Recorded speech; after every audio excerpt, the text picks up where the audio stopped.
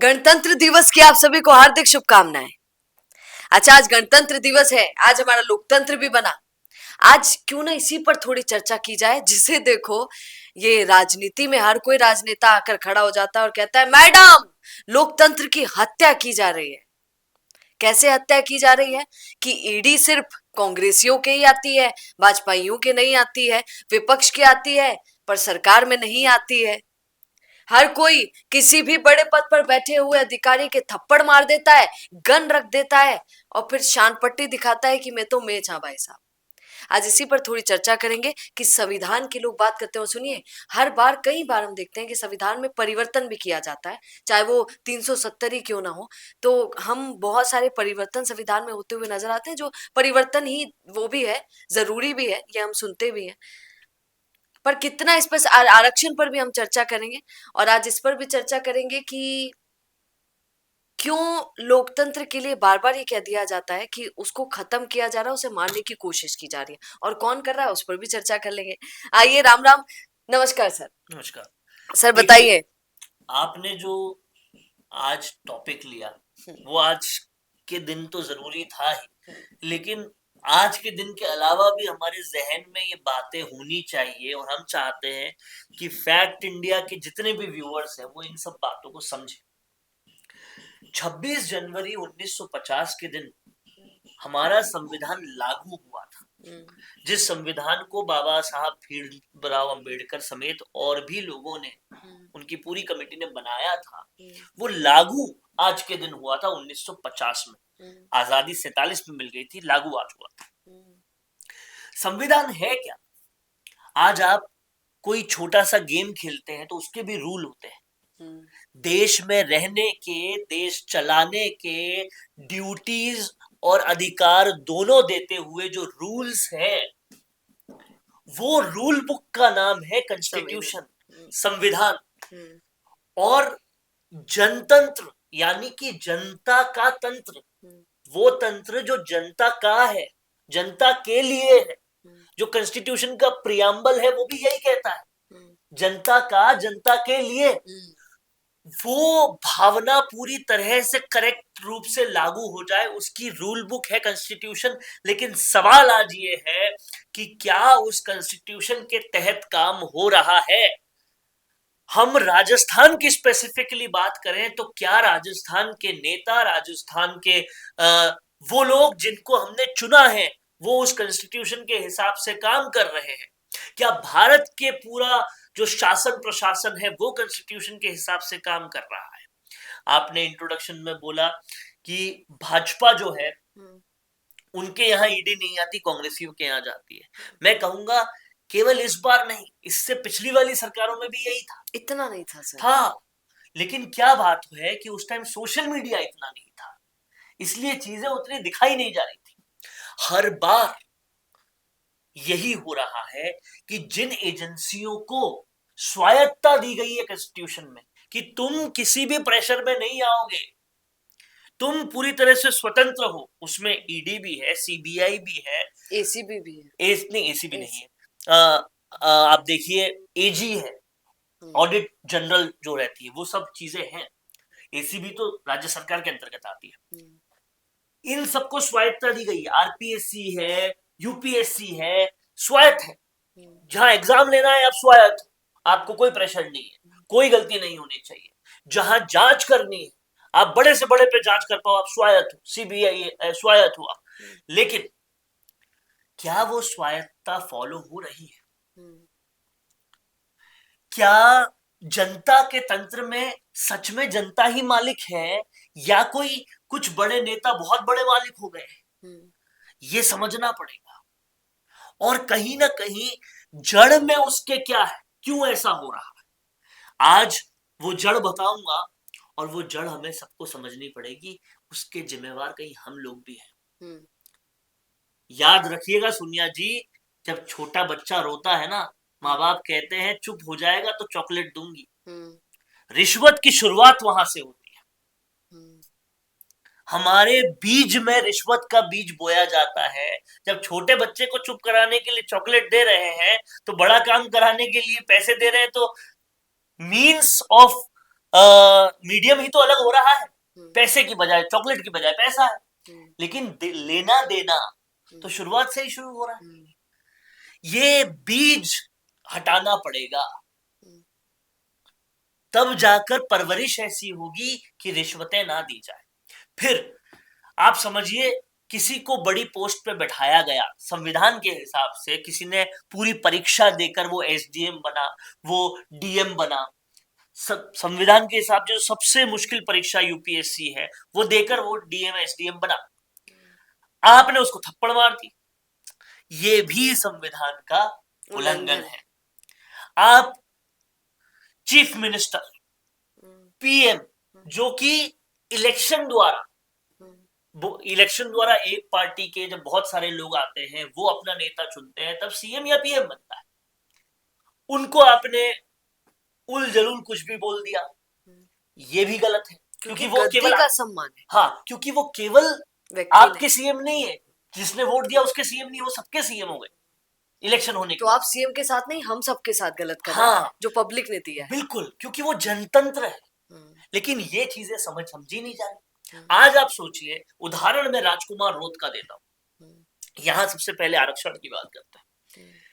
बाबा साहेब भीमराव अंबेडकर ने आरक्षण क्यों दिया? ताकि पिछड़े हुए लोगों को आगे किया जा सके। अंतिम पंक्ति में जो वो गरीब मेरा भाई बैठा है, वो भी वही पढ़ाई कर सके जो अमीर भाई कर रहा है। क्योंकि पहले खूब दुख देखे हैं, पहले खूब दुख देखे हैं, मुगलों की गुलामी से अंग्रेजों की गुलामी तक दुख ही दुख देखे।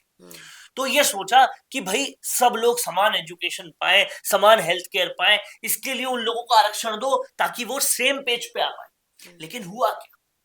आज इतने सालों के बावजूद वो आरक्षण का लाभ कुछ लोग उठा ले गए, लेकिन ज्यादातर लोग आज भी, उनको पता ही नहीं उनके लिए क्या स्कीम है। एग्जैक्टली। चक्कर वो है, और इसीलिए राजकुमार रोत जैसे नेता भील प्रदेश की मांग कर रहे हैं, क्योंकि भीलों की हालत सच में बहुत बुरी है। आप देखेंगे, एक वक्त का खाना तो बहुत दूर की बात है, इसीलिए जो धर्म थोड़ा सा उनको खाना पीना दे रहा है वो उसमें कन्वर्ट हो जाते हैं। आप समझिए, इसीलिए वो कह रहे हैं अलग से प्रदेश बनाओ, अलग से बजट होगा, अलग से विकास आएगा, जरूरत इसलिए पड़ रही है। पर फिर भी नहीं होगा। फिर भी नहीं होगा, क्योंकि झारखंड का बहुत बड़ा एग्जाम्पल पूरे देश के पास है। आप झारखंड देखिए, नक्सली देखिए, ये सब विकास उस अंतिम आदमी तक नहीं पहुंच रहा जिसके लिए आरक्षण व्यवस्था लाई गई थी। ये उसी की वजह है कि आज नक्सली से लेकर भील प्रदेश से लेकर ये सब मांगे हो रही। तो कहीं ना कहीं वो जो जनता का तंत्र था वो आज भी लागू नहीं हो रहा। और लोग सोचेंगे बातें करने से क्या होता, हम तो बातें कर लेंगे और लोग भी बातें कर लेंगे, 26 जनवरी पे बातें कर लेंगे, बातें करने से क्या होगा? बातें करने से नहीं होगा, हमें बदलाव खुद से शुरू करना पड़ेगा। रिश्वत दोगे नहीं तो रिश्वत लेगा कैसे? कुछ तो शुरुआत अपने आप से कीजिए। आपसे कोई गलत रिश्वत मांग रहा है, आपके पास सोशल मीडिया है, आप उसका वीडियो बनाओ भेजो, वो होगा ही नहीं। आप काम करवाने के लिए प्रक्रिया का यूज करो, दलालों का यूज मत करो। ऐसी बहुत सारी चीजें हैं जो आप कर सकते हो, खुद करो वो।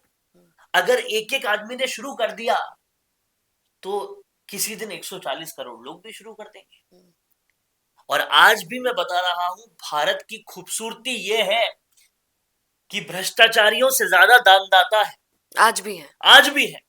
तो हम पॉजिटिवनेस को छोड़ नहीं सकते, बहुत पॉजिटिविटी है आज भी, और उसी पॉजिटिविटी की स्ट्रेंथ से नेगेटिविटी को मिटाना है। 26 जनवरी के दिन यही हमें ठानना है, और ये ठान लिया तो मैं बता रहा हूं कि बहुत कुछ अच्छा हो सकता है।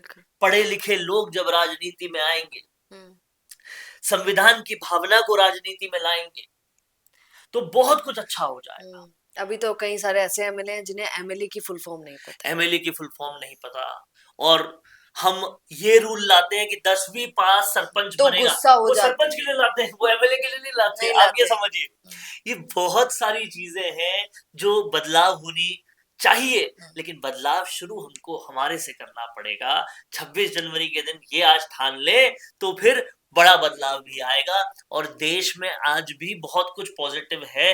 हमारे भारत देश को फॉलो किया जाता है।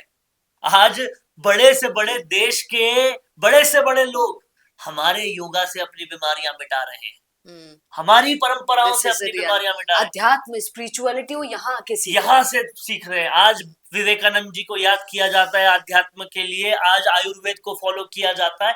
पॉजिटिविटी की बात करें तो अनवरत घंटों और तक की जा सुनिए ना सकती है। सर, अध्यात्म की बात करेंगे इसलिए मुझे याद आया, नीम करोली बाबा को वहां के विदेशी लोग आकर अपनी कंपनी के बारे में पूछते हैं और सर जो महाराज जी उन्हें आशीर्वाद देते हैं। आप देखिए हमारे कृष्णा से इस्कॉन चल रहा है, अमेरिका वाले चला रहे हैं। ऐसी तो सर वो गए यहीं से थे, पाडू वो गए यहीं से, लेकिन उनको जो पूरा ऑर्गेनाइज किया गया वो उस कंपनी द्वारा किया गया। खैर ऐसी बहुत सारी बातें, लेकिन पॉजिटिविटी हमारे यहाँ से जा रही है हर जगह पे। स्पिरिचुअलिटी की पॉजिटिविटी, आयुर्वेद की पॉजिटिविटी, योगा की पॉजिटिविटी, सब चीजें। बड़े बड़े ऑपरेशन जहाँ फेल हो जाते हैं वहां योगा काम कर जाता है, ये समझना पड़ेगा। आयुर्वेद काम कर जाता है। पर हम ही लोग देखिए ना, पर शर्म की बात यह है कि हम ही लोग उन चीजों को नहीं समझते और हम लोग उनको छोड़ के और बाकी अंग्रेजी चीजों में, आजकल वेस्टर्न चीजों में ज्यादा घुस रहे हैं। यही समझना पड़ेगा कि क्लब में जाने से अच्छा सत्संग में जाइए, एक बार नाच के देखिए भगवान कृष्ण के भजनों पर, मजा आपको क्लब में जाने से ज्यादा आएगा। ये आपका अनुभव है सर? ये बिल्कुल अनुभव ये हमारा भी अनुभव। और आपको अगर ये फील करना है तो ज्यादा कुछ नहीं करना, भगवान श्री कृष्ण की प्लेलिस्ट लगा दीजिए आप और फिर देखिए क्या मजा आता है। तो ऐसी बहुत सारी चीजें हैं, पॉजिटिविटी वाली चीजें सोचेंगे तो संसार में सब पॉजिटिव दिखेगा। ये आज का जो सर सच बता रही हूँ, ये डिस्कशन आज तक का सबसे बेहतर डिस्कशन है। और आप इस पर क्या कहेंगे कमेंट जरूर कीजिएगा। गणतंत्र दिवस की एक बार फिर से आप सभी को बहुत सारी बधाइयां। लोकतंत्र को बचाना हम सबका कर्तव्य है और खास करके मीडिया का भी, ये भी हम सबका भी कर्तव्य है। आप लोग वरना भी कमेंट कर देंगे मैडम ते तो बचाओ, तो हम लोगों का भी जो कर्तव्य हम निभाने की कोशिश करेंगे। आप लोग हमें जिस चीज पर कहेंगे कि यहाँ हमें ठीक होने की जरूरत है, आप यकीन मान के चलिए सर माथे लिया जाएगा उस चीज को और वो ठीक किया जाएगा। क्योंकि लोकतंत्र सिर्फ देश में नहीं, हम चैनल से लेकर हर चीज में फॉलो करेंगे। आप ही इस चैनल के, ये चैनल की वजह भी आप ही लोग हो। और आपकी वजह से हम लोग हैं। जो कुछ भी आपको बदलाव चाहिए सर माथे होगा, आप उसको लाइए और बदलाव अपने अंदर भी कीजिए, हमें भी बताइए, सब चीजें वेलकम है। बिल्कुल, आप ऐसे भी कमेंट कर देते हैं, व्हाट्सएप पे भी भेज देते हैं और यकीन मानिए आप ही सबका प्रेम और आप ही सबका आशीर्वाद TFI को खूब मिला है, भरपूर मिला है। आगे भी आप ही लोगों के लिए जो कर सकते हैं वो सारे काम करेंगे। पर आप ऐसे ही बने रहिएगा और देखते रहिएगा द फैक्ट इंडिया, क्योंकि याद रखिए यही है जो फैक्ट्स पर बात करता है। भैया नमस्कार। क्या आप भी करना चाहते हैं अपने गांव का नेतृत्व? आपका अपने गांव के लिए विकास का विजन क्या है? पंचायत में आपके होने से बदल सकती है आपके गांव की तस्वीर। तो आज ही अपने गांव की बात कीजिए द फैक्ट इंडिया के साथ। व्हाट्सएप कीजिए इस नंबर पर। ताज़ा खबरों के लिए विजिट करें द फैक्ट इंडिया।